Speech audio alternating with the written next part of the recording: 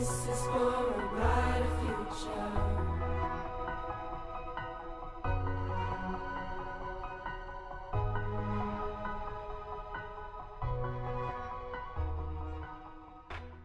We are continuing our series focused on the 2016 Grammy Music Educator Award finalists, brought to you by our sponsors at Soundtrap. Make music and podcast online, a collaborative tool for the modern classroom, and also a Google education partner. Today, we want to welcome in finalist Bonnie Anderson from Coronado Village Elementary. Bonnie, it's such a pleasure to have you on, and it's so exciting to speak with people who are impacting students in STEAM. We talk about STEAM and the arts, and specifically music. So what was it like to get the notification that you were a finalist this year? It was really unbelievable. I mean, each step that I made, I was like, I only dared myself to dream the next step, and I really never dreamed I would make it this far. And so what was the response from your students? They were so excited. I mean, you would have thought that we put them on TV. I mean, they were just elated. That's really exciting to see their response, and especially at the elementary level. So tell us what it's like to work with elementary students in the space of music education. Well, I used to be a band director, and I've actually done choir too in the middle school and high school, so I can tell you the difference. And the difference is that in elementary school, we have a lot more freedom. We're not just doing band, we're not just doing choir. And we're really responsible for the whole musical child. I feel like I'm responsible for helping children figure out what they're good at musically and to go further with that and excel with it. You know, one of the interesting things in researching your background was the story about your experiences early on in education. And if you don't mind, I'd love to have a discussion and a conversation about it, because it was very powerful to talk about being put into a box, or the proverbial box. And I think so many people, adults and kids, can relate to what that means for them. And I'd like for you to share what that meant for you as a young child in education. Well, in my elementary years, I had one in particular, teachers who just really made me feel like I wasn't any good at anything. I was poorly behaved. I will admit that up front. But the way they dealt with it was to keep me separated from everybody.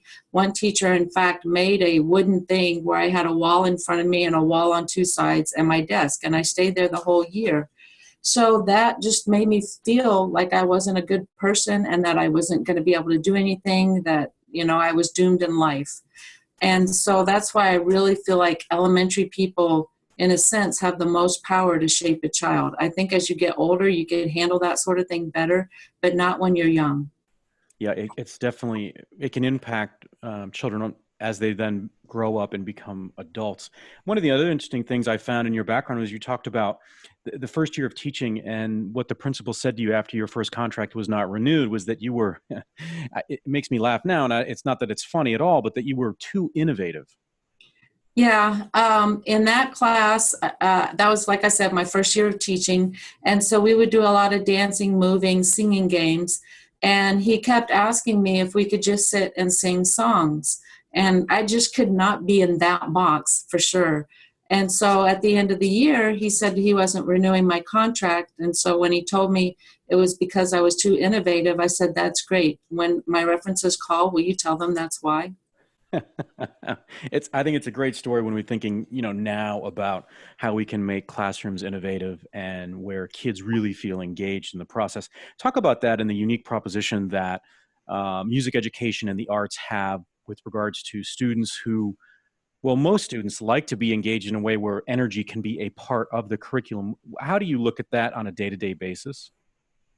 Like, how do I keep the energy up? Well, yeah, because I think it's something that it sounds like is ingrained in you, but in traditional curriculum settings, that's not exactly what we're looking for. So how do you look at that just on a day-to-day basis when you're engaging with kids, whether it's the first day of school and it's the first time they're experiencing you, or it's towards the end of the year and they're excited for a number of different reasons and you're wanting to really cultivate that energy in a way that is impactful in the music curriculum that you're working with?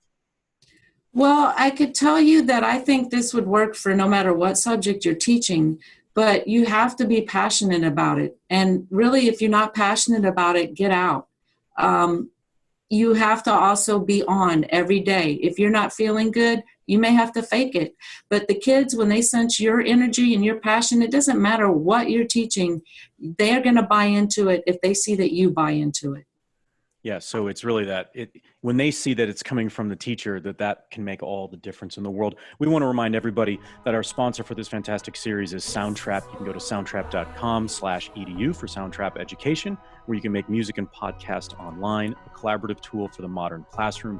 Schools use Soundtrap in their projects to foster deep learning and develop students' creative, collaborative, and communication skills and focus on project-based learning.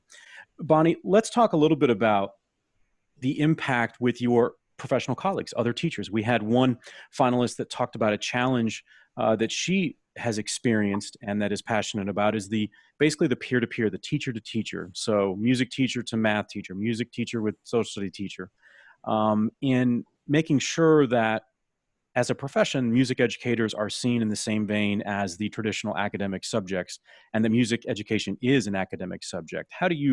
Where do you sit on that? And how do you make that a part of your daily interactions with other faculty?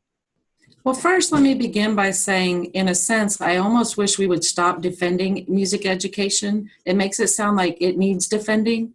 And also, we usually defend it by how great it'll help other subjects. And we're saying that us on its own by itself is not a good enough reason. We have to tag on to these other subjects or tag on to scores. Well, what happens when the scores are low? Did it mean your music program was bad? So that's how I do. I don't go and say, hey, how can I help your math in my room? And I know like a lot of principals would probably never hire me for that reason, but I have things I want to accomplish in my room and they have things they want to accomplish in their room. I also, though, I have to work with these people and sometimes I need students extra. So I've learned to be very careful with my relationships on my campus. If they need to pull a student because they didn't finish their test or whatever, I go ahead and let them do that. And a lot of teachers are complaining, students are getting pulled, but I'm pulling students too. So I make it a two-way street. And then, if they have something like it's an ultimate a test or whatever, I'm not going to try to take those students. If we're getting ready for a performance and the next day, they know not to try to take my students. I have respect for their subject. I've taught them to have respect. Well, we have taught each other to have respect for each other's subjects. And so when they think that I'm behind them and what they're doing, they're going to get behind me and what I'm doing. I think that's such a fascinating look at it, Bonnie. Would you say that you're in the minority in that perspective that we need to stop defending music education? And that's compelling when you speak about not wanting to really tether to other subjects, because then when we're looking at data and having those discussions, are we going to then turn around and say, well, wait a minute, we didn't get the results because the music program didn't come through? Do you think that you're in the minority with that perspective, or do you hear that from other professionals in the music education field? Well, I got to be honest, that's not my idea. I've heard it from other people, but I think we're in the minority for sure. I mean, it's obvious by how many people, like I have a lot of music teachers on my Facebook, and so they're always sharing things about how great music helps math, how great music helps this. And very few people are sharing, let's stop defending music education like it's weak, like it needs defending. Not that we shouldn't defend it at all. I mean, but it's more like we should advocate for it, not defend it. How do you look at the role technology plays in what you do, or how you approach working with your students? A lot of subjects, a lot of schools, obviously, ed tech is a very hot topic and has been for quite a while. And we're now seeing that music education is working in the composition area, utilizing technology. How have you approached technology, especially with elementary kids, or is that a part of your process? Well, I would say I'm weak in that area. But I just feel like kids are on computers so much, and I just want to get in there and make music. Let's leave the technology out of it. Let's get on instruments and make music. Now, does that mean I don't ever use technology? Sure, I do. Of course, I use technology in accessing recordings that we play along with and things like that. But sometimes I'll show them something like a video. I want you to see how this person did it or that. So I'll use technology to supplement what we do.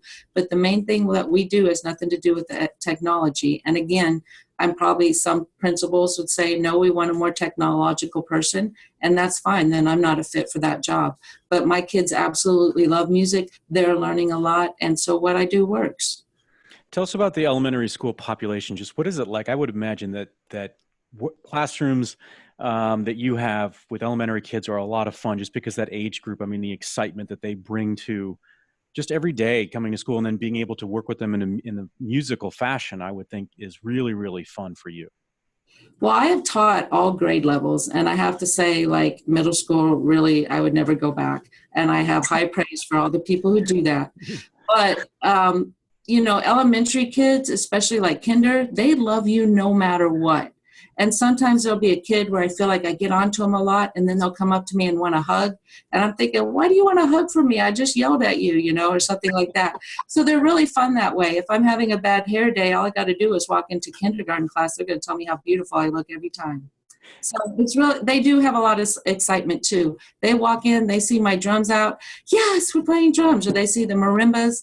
And sometimes just the littlest thing gets them excited. And I'm thinking, wow, that makes you happy? Okay, let's go with it. So let's close with this, Bonnie. I know that you had talked a little bit about it in your own personal story, the power of when in middle school you started to play and sort of see yourself, elevate to first chair, and just that positive experience that you had. Is that when you knew you wanted to be a teacher and to take that talent into this professional field? Well, I think my second year is when I always knew I wanted to be a teacher from when that teacher that was so harsh on me in elementary, I had decided then I wanted to grow up and be a nice teacher. But when I got into band, then the second year, I think, is when I decided I wanted to be a band director. This was my last semester of college that I decided I wanted to do elementary. But the first year of band, I don't even know why I was in it, but I joined it 2 years late. And so I sat at the end of the clarinet section. I would fake it. I didn't even play notes. And I thought, this is so cool. He didn't even know I'm not playing. And then one day he gave me second part instead of third. And back then I wasn't probably the nicest person. So when I saw that the girl who normally gets second was crying, I was like, this is cool. So I kept trying harder and harder. And by the end of the year, I was first chair. And that's when I realized, wow, I am good at something. And it's interesting how just being good at one thing spills out into the rest of your life. And that's what happened to me. I went from barely passing to straight A's, all just because I found something I was good at. Yeah, it's so powerful to find that. And so many kids need to find voices that are outside of what we think in society are traditional approaches to education, when in fact music is an integral part to that in the development of children. So Bonnie, we want to thank you. We want to congratulate you on your finalist status with the Grammy Music Educator Award in 2016 there at Coronado Village Elementary in Universal City, Texas. We want to thank our sponsor, Soundtrap, where you can make music and podcasts online, quick and easy to use, multi-devices and cross platforms, protected environments for schools, collaborate with other classrooms around the world, and a Google Education partner. Visit them at soundtrap.com/edu. Once again, I'm Dr. Rod Berger.